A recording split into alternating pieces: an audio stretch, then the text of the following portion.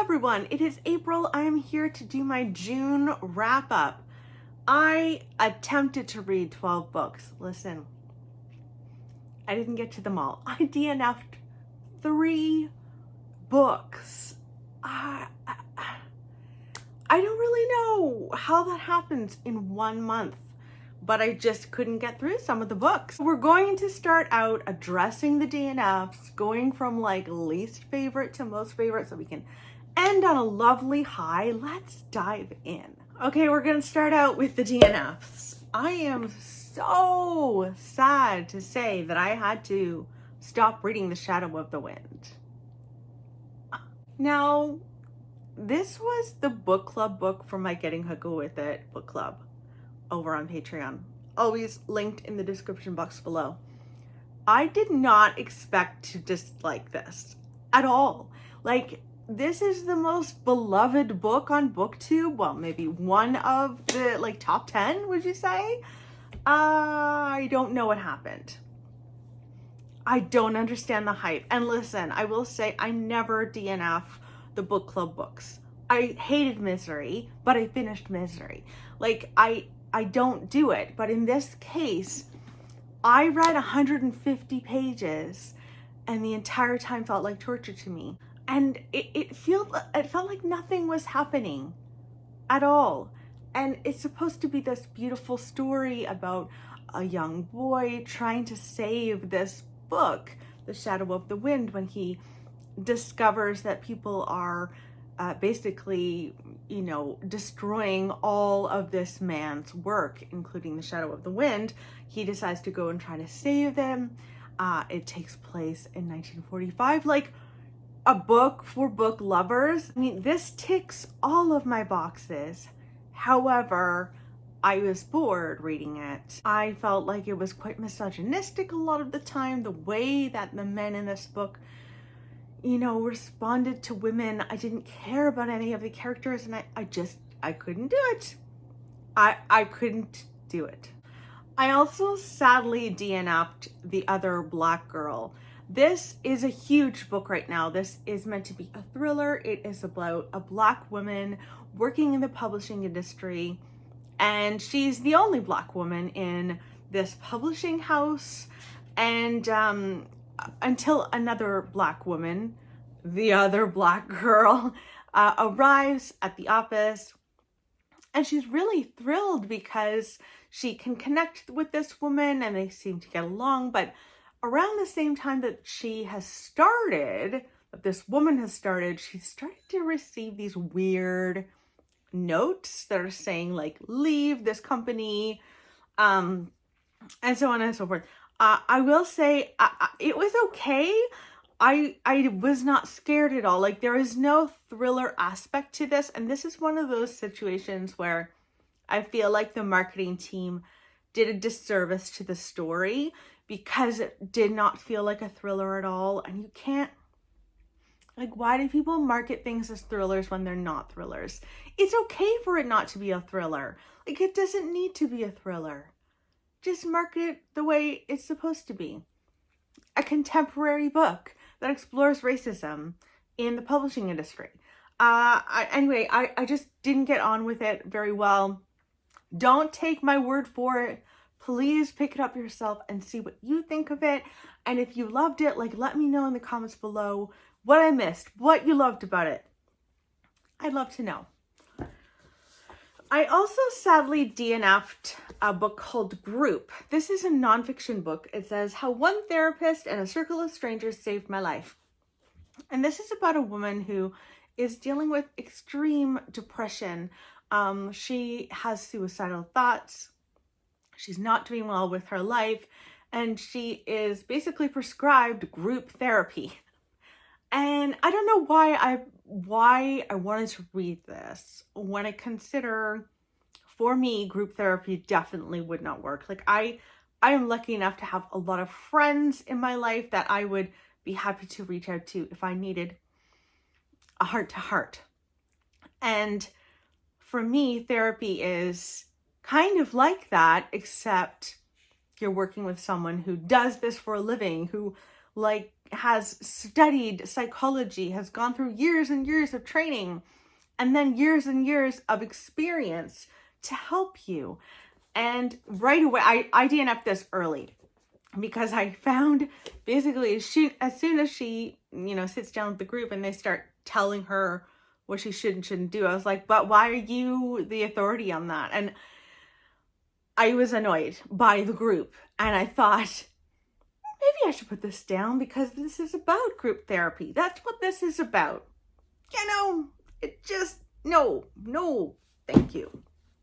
Not for me. Okay, we've got a 2-star read. That was an unexpected 2-star read. I believe that I had this. I think I had it as one of my 5-star predictions. Whoops, I didn't like Mexican Gothic. This did not work for me.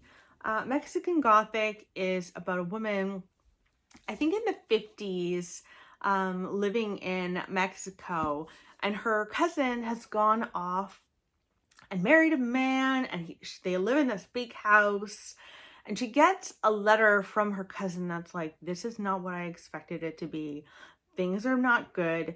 There's something wrong with the house. Come and get me. And our main character is like a very unlikely heroine because she's a bit of a socialite, and you wouldn't think to put her in the position to save someone, but she goes and tries to help her cousin. When I read the synopsis of this book, even the title, even the cover, I expected it to be incredibly atmospheric. And don't get me wrong, it was atmospheric at the beginning. That's what Gothic fiction in my mind predominantly does. Gives atmosphere, is also eerie.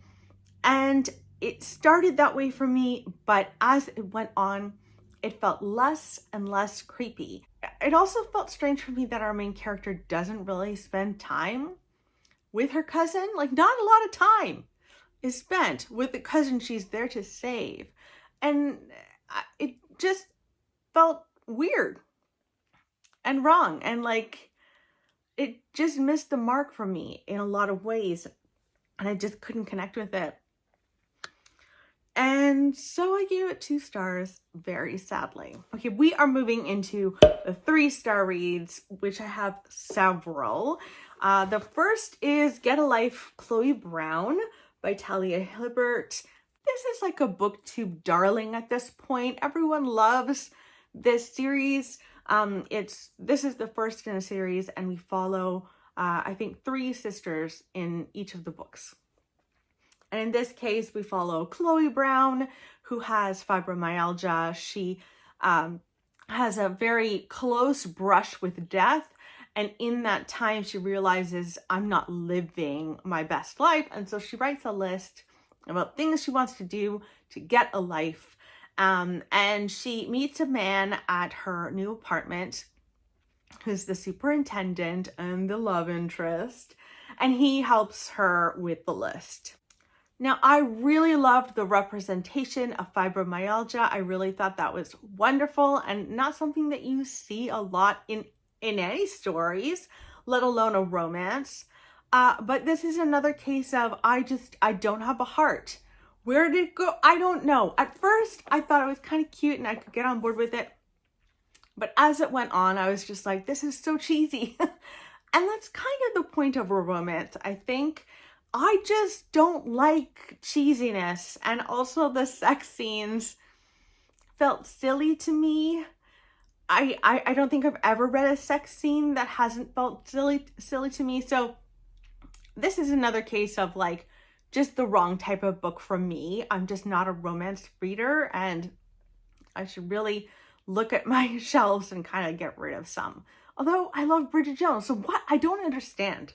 But yeah, it didn't work for me, but it was okay. It was okay. I understand the hype for a lot of people. Next is a book that hasn't even come out yet. This is coming out in September. I gave this 3 stars as well. This is The Haunting of Leigh Harper by Darcy Coates. I really enjoy Darcy Coates' writing. She writes ghost stories. Sign me up. Unfortunately, this one was not really scary. This follows Leigh Harper, who lives in a house where everything has been fine for many years. She lives in the suburbs. Nothing has happened in this house. All of a sudden, she feels like she's being haunted. There is a figure at the end of her bed that kind of just stares at her, and like she has a really hard time sleeping. And she's trying to get to the bottom of why this person is there, what they're trying to do, what they need from her. The beginning was terrifying. I would say like 50 pages at the start, I was nervous. But as it went on, it was more of a sad story. And I just wanted to be scared. That's not why I picked it up, you know? Not bad, just not what I wanted in that moment. Like I wanted to be terrified, and it just didn't do that for me. So I gave it 3 stars. Another book that I gave 3 stars is Mallory by Josh Malerman. This is the sequel to Bird Box, and I finally picked it up. This is the kind of book that I was so nervous to pick up because I love Bird Box so much. We live in a world in which you can't look outside. If you see this certain thing, if it's a monster, we don't know what it is. It might be a monster. It might just be a force. You lose your mind. You kill other people and you kill yourself. And so people are now living in a world where they're blindfolded. And we follow Mallory and her 2 kids. In this book, we're following them like 15 years later after Bird Box ends. It did have eeriness to it, which I really did enjoy. I liked that quite a bit. However, there was so much travel in this book. They're on a train at one point. They're traveling by foot at one point. Like they're traveling the whole time. And what I liked so much about Bird Box was the eeriness of being inside and not wanting to go out of your house. And like every time you leave the house, it's a huge deal. And in this book, like you're traveling all the time. There's also a lot of like hearkening back to Mallory's past. She explores her relationship with her sister. She explores her relationship with her parents and wondering what happened to her parents when all of this went down. I didn't love that so much. I would have been happy to just stay in this world without like any emotional ties. I will say there is a lot of teenage angst in this book, and I just didn't need it. I wish that they were still children. These kids of hers are now teenagers, and I just wish that they were a little younger. So it was okay. It just didn't blow me away. It was eerie though, which I'm glad it was. We're moving on to the 4-star reads that I read in June. First up, I recently finished this one. This is The Nature of Fragile Things by Susan Meissner. She did it again. I absolutely loved As Bright as Heaven. I think I gave that 5 stars. This was wonderful as well. This follows a woman in the early 1900s. It's 1906. She has basically just moved to San Francisco and married a man very suddenly. Like they did not know each other. He had a daughter who was nearly mute. She did speak some words, but very selectively. And our main character has gone to take care of this child, and she really connects with the child and falls in love with this child and has a strange relationship with the father and her husband. And then an earthquake rocks San Francisco, and it really did happen. And I love the exploration of the earthquake and what happened to San Francisco and how the city responded to it. It also explores the relationship between our main character and a woman who suddenly shows up at her door right before the earthquake, like I think the night before. And I loved exploring all of that. There's a lot of secrets in everybody's past. Love to see that. This was a really wonderful historical fiction book. I really cared about the characters. I was rooting for the characters. And yeah, I didn't love it as much as Bright as Heaven, but I know that when I pick up a Susan Meissner book, I'm in good hands. And I was in good hands in this case. And the last 4-star read, before I get into 5 stars, was The Changeling by Victor LaValle. Now, this was recommended to me by Rachel over at the Shades of Orange. She said that I would love it, and I really did enjoy it. Again, I gave it 4 stars. This is a horror book that is quite interesting. It is about a man who is, you know, completely in love with his wife. They have a son together, and then one fateful day, his wife does something horrendous and heartbreaking, and she says that the baby isn't a baby. So I'll give you that. It's really, really difficult. I absolutely loved, like, the first half of the book. I was so invested. I was like, this is going to be like a new favorite horror book. As it went on in the second half of the book, it really did lean heavy on fairy tale and Rumpelstiltskin and all of those things. I'm not a big fairy tale retelling, so I didn't love the second half of the book, but I loved the first half so much. Also, the writing is gorgeous.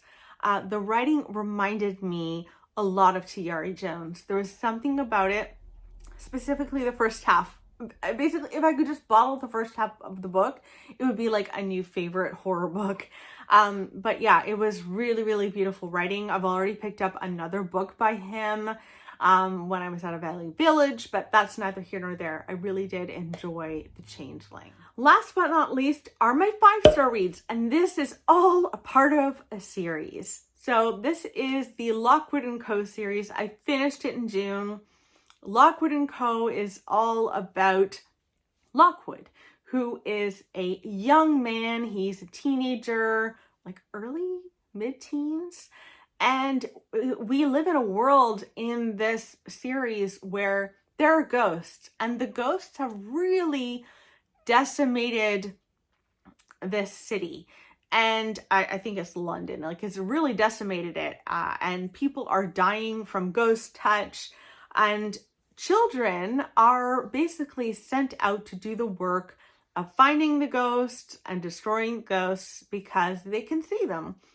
Adults can't see the ghosts, and so it's up to kids. And so Lockwood has his own company, and he has hired a few people to be on his team. He's like really the only like kids run ghost companies.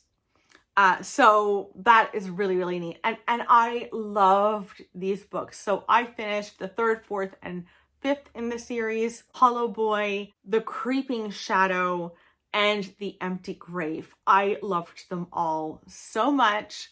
I listened to them on audio. I highly recommend listening to them. They're fantastic. I cared so deeply about the characters. I would laugh through it. I was nervous through it. I was a bit creeped out through it. I just adore this series. And I'm so happy that I discovered Jonathan Stroud. Of course, it's because of Leanne from Literary Diversions. Absolutely loved it. And I think he has another series that I really want to listen to on audio as well. I'll probably wait maybe a month, maybe 2, who knows. But I'll definitely be moving on to more Jonathan Stroud, that is for sure. And those are all of the books that I read in June. Let me know in the comments below what the best book you read in June was. I would love to hear from you. Did you read any of these books as well? And like, what did you think of them? I hope you guys are doing really well, and I will chat with you soon. Bye!